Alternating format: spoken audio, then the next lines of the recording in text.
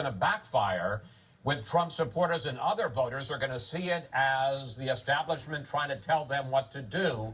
With Mitt Romney listening, explain what he's missing. Well, it's all that and more, but and it's not unprecedented. His dad did much the same thing against Barry Goldwater with a cabal of Republican establishment guys back in 1964. The establishment, this isn't new. The establishment not wanting outsiders, not wanting conservatives, isn't anything new.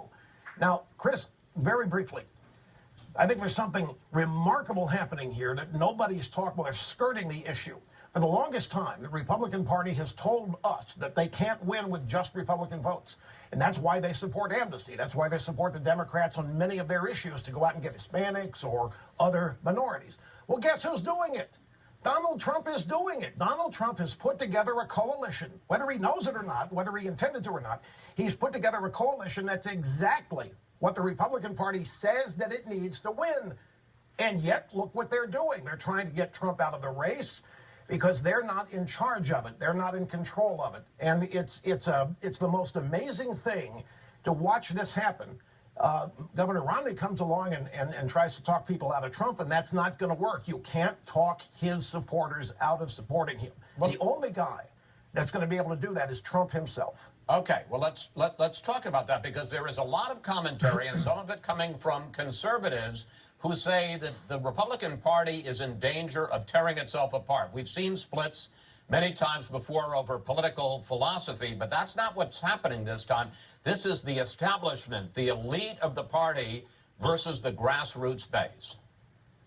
Exactly, but it really isn't anything new. They were this way with Ronald Reagan before Reagan was elected. They tried to deny Reagan in '76, and they tried to deny Reagan in 1980. They're not conservative. This is, when I hear Governor Romney in his speech last week talk about how the Republican Party must stand for legitimate conservative values, they don't. That's why they're in the problem. They're having the problem they're having. They're not conservative. They're being run by their donors.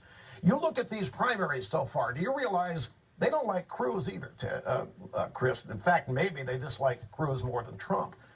But Cruz and Trump are the only guys that have won anything. The establishment candidates in this race cannot get noticed. The Republican primary voters, whether they're closed primaries or open, are voting for anybody but candidates attached to the Republican establishment. I know that you think that Ted Cruz is the real conservative in this race, and we'll discuss him in a moment, but let's talk about Donald Trump first. How would you feel, you talked about him bringing new people into the party, how would you feel if he ends up as the Republican nominee for president?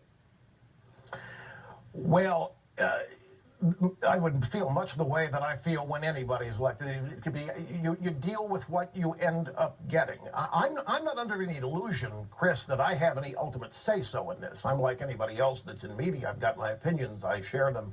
I'm not afraid of them. But you don't win everything, and you ultimately you have to take what you get. I think with the case of Trump, there's a much bigger upside than downside. A lot of people disagree with me on this, but the people who want somebody not of Washington, it's serious this time. It's the disconnect between the Republican Party establishment and the Democrat establishment and the people of this country is longer, broader, wider than I have ever seen it. These people in the establishment have been telling us they're the ones to fix everything, and everything they've tried to fix, they've botched. TARP, the recession fix, such as the stimulus bill. Look at a college education now is an impediment because of how much it costs. A college education is no longer a step up.